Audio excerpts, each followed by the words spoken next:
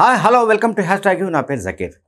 దాదాపు 14 నెలల తర్వాత ఎస్ఐబి మాజీ చీఫ్, మాజీ ఐపీఎస్ అధికారి, స్పెషల్ ఇంటెలిజెన్స్ బ్రాంచ్కు సంబంధించిన చీఫ్గా పనిచేసిన ప్రభాకర్ రావు ఆయన ఈ 14 నెలల పాటు అమెరికాలో తలదాచుకునే విషయం నాకు తెలుసు. అమెరికాకు పరారై అక్కడ తలదాచుకునే విషయం మనకు తెలుసు. ఆయన హైదరాబాద్కు చేరుకున్నాడు. హైదరాబాద్కు చేరుకున్న తర్వాత 5వ తేదీన అంటే గురువారం రోజు ఆయన ఈ ఫోన్ ట్యాపింగ్ కేసుకు సంబంధించిన స్పెషల్ ఇన్వెస్టిగేషన్ టీం ముందు హాజరు కాబోతున్నాడు. వాళ్ళు వేసే ప్రశ్నలకు ఆయన జవాబు ఇవ్వాల్సి ఉంటుంది. ఇది ఒక యాంగిల్. అండ్ ఇప్పుడు కొత్త ఇష్యూ ఏంటంటే ఆయన పైన కొత్త కేసులు తెరపైకి వస్తున్నాయి తాజాగా. అదేంటంటే సాధారణంగా ఈ ఎస్ఐబి చేసే పని ఏంటంటే, అంటే ఎస్ఐబి ఏర్పాటైందే మావోయిస్టుల అణిచివేత కోసం, అంటే మావోయిస్టుల ఆనుపానులు తెలుసుకోవడానికి సంబంధించిన దానికి. అంటే ఇప్పుడు ఎట్లయితే ఐఎస్ఐఎస్ లేదంటే టెర్రరిస్టులు ఇతర సంఘ విద్రోహకర శక్తులకు సంబంధించిన వ్యవహారాలు కనిపెట్టడానికి ఎట్లయితే ఆక్టోపస్ అనే సంస్థ ఉందో అట్లా ఇదొక బ్రాంచ్, ఇదొక విభాగం. ఎస్ఐబి అనేది చాలా పాపులర్. అంటే దీంట్లో 2 పార్ట్స్ ఉంటాయి సాధారణంగా. ఒకటే గ్రే హౌండ్స్ ఏమో అది ఎగ్జిక్యూషన్లో ఉంటుంది గ్రౌండ్ లెవెల్లో. ఇదేమో మొత్తం ఇంటెలిజెన్స్ను అంటే సమాచారాన్ని సేకరించడం, అంటే మావోయిస్టులకు సంబంధించి పర్టికులర్గా వాళ్ళు ఎక్కడెక్కడ ఉన్నారు, ఏం చేస్తున్నారు, అంటే ఏం చేసే అవకాశం ఉంది, ఎవరెవరిని మనం ఎక్కడ ట్రాక్ చేయాలి, ఎట్లా పట్టుకోవాలి, ఏంటి ఇన్ఫార్మర్స్ని ఎట్లా తయారు చేసుకోవాలి, అట్లాగే కోవర్టులను ఎట్లా మనం తయారు చేసుకోవాలి, ఈ రకమైన మొత్తం వ్యవహారాలన్నీ ఎస్ఐబి ఆపరేట్ చేస్తూ ఉంటుంది, ఎస్ఐబి చూస్తూ ఉంటుంది, అంటే సూపర్వైజ్ చేస్తూ ఉంటుంది.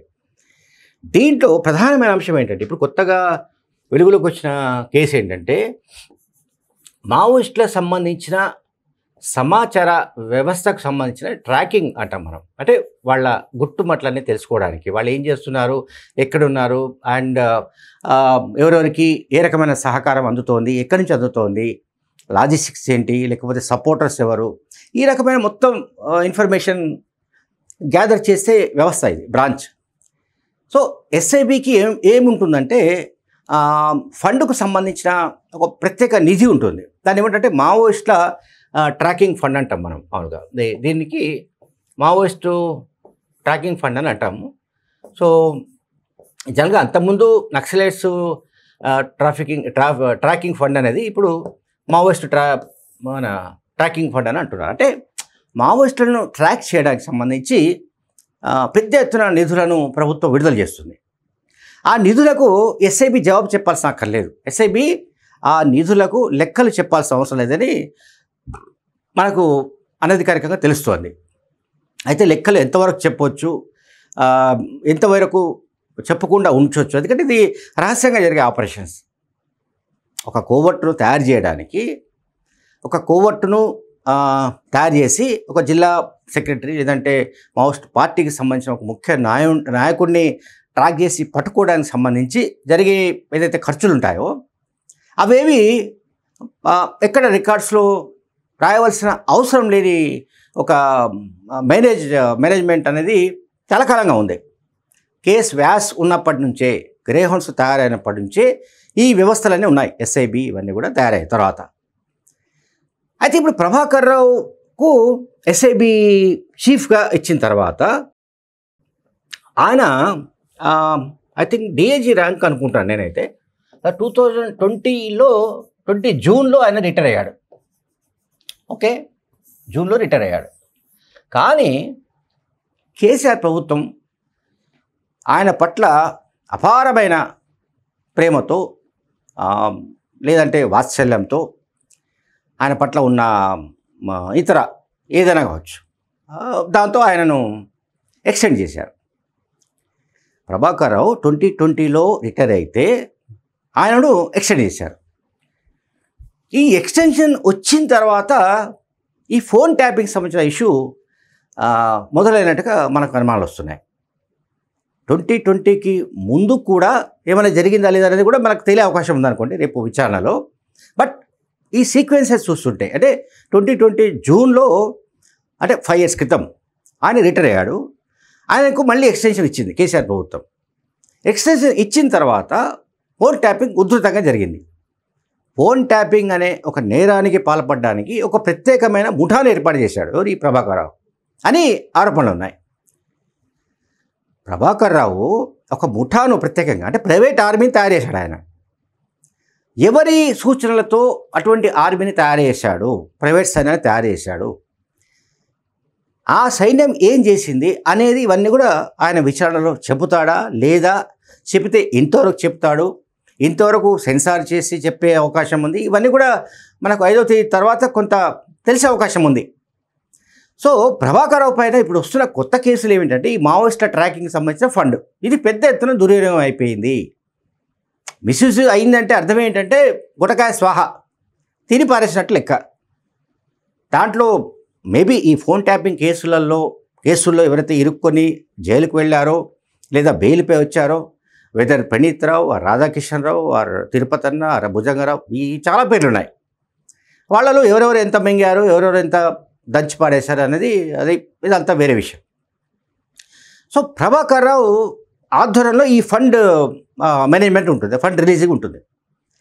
సో మావోయిస్ట్ ట్రాకింగ్ ఫండ్ ఏదైతే ప్రభుత్వం ప్రతి ఏటా రిలీజ్ చేస్తుందో ఆ ఫండ్ను ప్రభాకర్ దుర్వినియోగం చేసినట్టుగా కేసులు ఇప్పుడు నమోదవుతున్నాయి. ఈ కేసుల్లో కూడా ఆయన ఏం చెప్తారో మాకు తెలియదు. అందుకే ఫోన్ ట్యాపింగ్ అనేది చాలా సీరియస్ ఇష్యూ. అంటే ఇది మామూలు విషయం కాదు.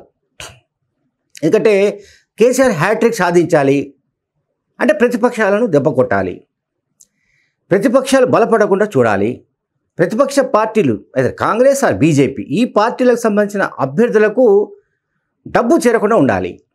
ఆ అభ్యర్థులు డబ్బు లేని పరిస్థితిలో పోటీ చేయగలగాలి. సో అప్పుడు మనం డబ్బుతో కొట్టేయచ్చు, డబ్బుతో ఓటర్లను కొరిపారేయచ్చు. ప్రతిపక్షాలకు డబ్బు అందకుండా, ప్రతిపక్షాల అభ్యర్థులకు డబ్బు అందకుండా చూడడం. సో రకరకాల విన్యాసాలు ఆ ఫోన్ ట్యాపింగ్ సందర్భంగా జరిగినట్లు తెలుస్తోంది. అండ్ చాలామంది కొంతమంది హైకోర్టు జడ్జిల ఫోన్లు కూడా ట్యాప్ చేసినట్టు గతంలో చాలా వార్తా కథనాలు వచ్చాయి. కనుక ప్రభాకర్ ఒక్క ఫోన్ ట్యాపింగ్ తోటే ప్రభాకర్ రావు కేసు ముగిసే పరిస్థితి లేదు. ఆయన చుట్టూ చాలా కేసులు ఇంకా ఆయన మెడకు చుట్టుకునే అవకాశాలు కనిపిస్తున్నాయి. దాని నుంచి ఆయన ఎట్లా బయటపడతారు ఏంటనేది పక్కన పెడితే అసలు ఆయన 5వ తేదీన ఏం చెప్పబోతున్నారు అన్నది ఒక పెద్ద సస్పెన్స్. అది చెప్పాలి మరి. అంటే ఇప్పుడు అరెస్ట్ అయిన వాళ్ళందరూ కూడా ఈ కేసుతో ముడిపడి ఉన్న వాళ్ళందరూ కూడా ఇంక్లూడింగ్ ఒక న్యూస్ ఛానల్ అధిపతి శ్రవణ్ రావు కూడా వీళ్ళందరూ చెప్పింది ఏంటంటే మాకు ప్రభాకర్ రావు చెప్తే చేశాం. ప్రభాకర్ రావుకి ఎవరు చెప్పి ఉండాలి? ఎవరో ఒకళ్ళు బీఆర్ఎస్ ప్రభుత్వంలో ఉన్న ముఖ్యులు చెబితేనే, ఎవరో ఒక కీలకమైన నాయకులు చెబితేనే ఇటువంటి ఘోరమైన నేరానికి పాల్పడే అవసరం ఒక పోలీసు అధికారికి ఉండే అవకాశం లేదు. ఒక పోలీసు అధికారిగా ఉన్నప్పుడు అతనికి అన్నీ తెలిసి ఉంటాయి, చట్టాలు ఏంటి, లేకుంటే ఫోన్ ట్యాపింగ్ లాంటి ఒక నేరానికి మనం పాల్పడుతున్నప్పుడు రేపు పొద్దున ఎప్పుడైనా బయటకు వస్తే, అది బయటపడితే మనం అరెస్ట్ జైలుకు వెళ్ళక తప్పదనే స్పృహ కూడా ఉండి ఉంటుంది.